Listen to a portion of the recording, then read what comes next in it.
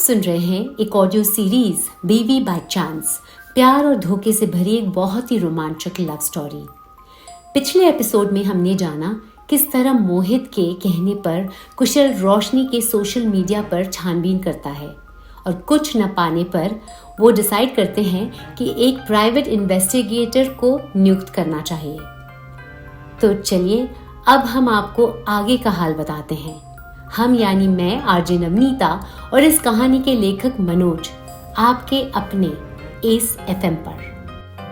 मोहित के चेंबर में कुशल त्रिवेदी बात घुमाकर माहौल को हल्का करने के लिए कहता है, हाँ सर, एक बात और, आप आज होटल रॉयल पैलेस नहीं गए, इसलिए बड़े साहब आपसे बहुत नाराज हैं। आज गुस्से में वो कुशल त्रिवेदी कुछ और भी कहने जा रहा था, लेकिन मोहित के गुस्सैल नजरों को भांपकर उसने अपना मुंह मजबूती से बंद कर लिया। मोहित ने कहा, तुम बड़े आलसी होते जा रहे हो कुशल, अपना मुंह बंद करो और अपने हाथ पांव चलाना शुरू करो। जाओ और वापस से पूरे 66 फ्लोर की अच्छी तरह से चेकिंग करो।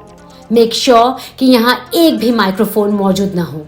कुशल को अपनी हैसियत का एहसास होते ही उसने आगे कुछ कहने का इरादा भुला दिया और अपने बॉस के ऑर्डर को फॉलो करने लगा। एक कड़कदार आवाज कुशल के कानों में गूंजी, यहाँ इस कमरे में नहीं, कमरे से बाहर। मैं नहीं चाहता कि तुम मेरे कमरे में इस टेबल पर रखे फूलों के गमले जैसे सिर्फ इस रूम में एक सजावट का सामान बनकर पड़े रहो, समझे? अपने बॉस का आदेश पाकर कुशल त्रिवेदी फौरन मुड़ा और तेज कदमों से चलकर कमरे से बाहर निकल गया।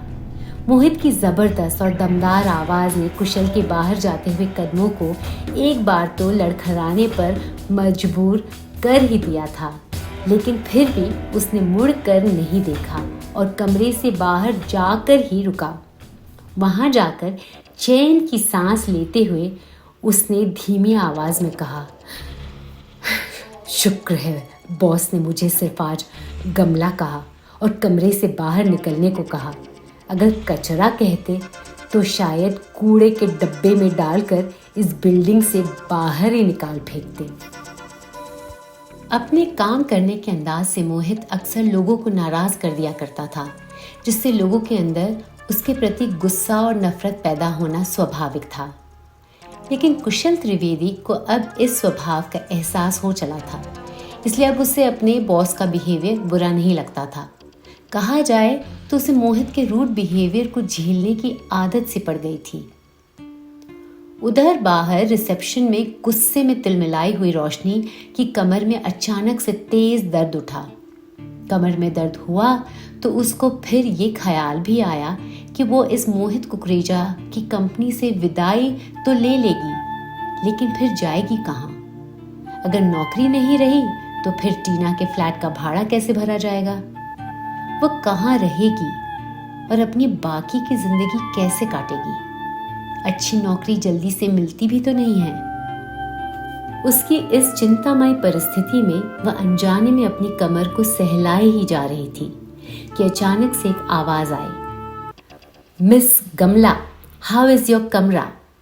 मेरे कहने का मतलब है मिस रोशनी तनेजा, आपकी कमर का दर्द कैसा है? आप ठीक तो हैं ना? रोशनी ने इस आती हुई आवाज की दिशा में देखा तो पाया कि वहां मोहित का असिस्टेंट खड़ा है। उसने दूर से ही देख लिया था कि रोशनी अपनी कमर पर लगी चोट को सहला रही है। फिर वो रोशनी के पास आकर बोला, हाय रोशनी, हम दोनों का इंट्रोडक्शन सही ढंग से नहीं हो पाया। मेरा नाम कुशल त्रिवेदी है और मैं मोहित सर का स्पेशल असिस्टेंट हूँ।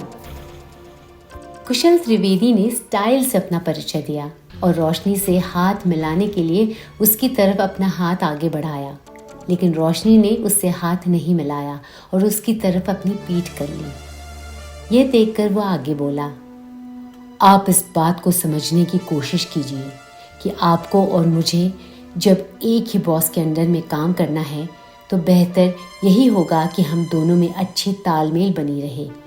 अच्छी तालमेल बनाने के लिए पहले एक दूसरे को ढंग से जानना ज़रूरी है। मोहित सर का मिजाज तो आपने देख ही लिया है। आपको नहीं लगता कि हम दोनों एक दूसरे के साथ मिलकर ही काम करें? वरना रोशनी ने घूमकर कुशल त्रिवेदी की तरफ देखा, जिसके चेहरे पर एक लोमड़ी जैसी मुस्कुराहट थी। रोशनी को लगा कि चालाकी से भरी इस मुस्कुराहट के पीछे जैसे कोई धूर्त इंसान खड़ा था। मन ही मन उसने सोचा, बॉस और उसका यह असिस्टेंट दोनों के दोनों भेड़िए की जाति के ही हैं।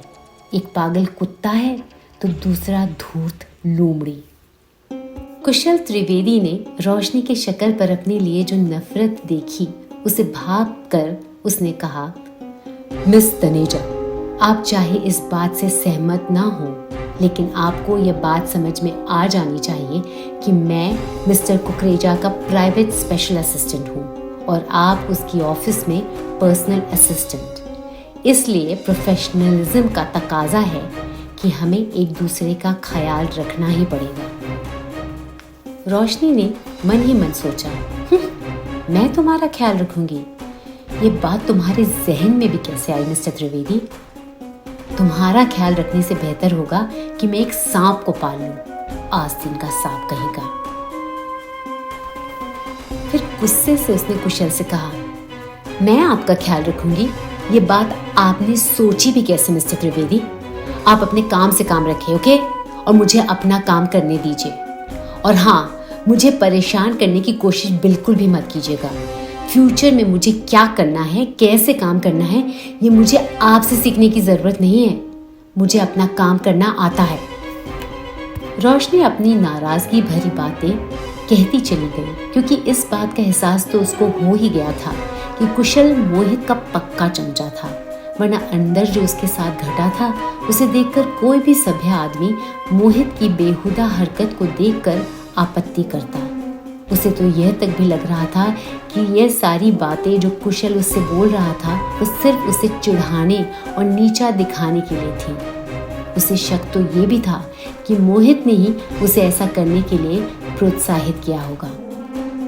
ये यकीन होते ही रोशनी ने झाड़ते हुए कुशल त्रिवेदी से कहा, जब आपने प्रोफेशनलिज्म की बात उठा ही दी है ना, तो फिर उस बात पर अमल भी करें।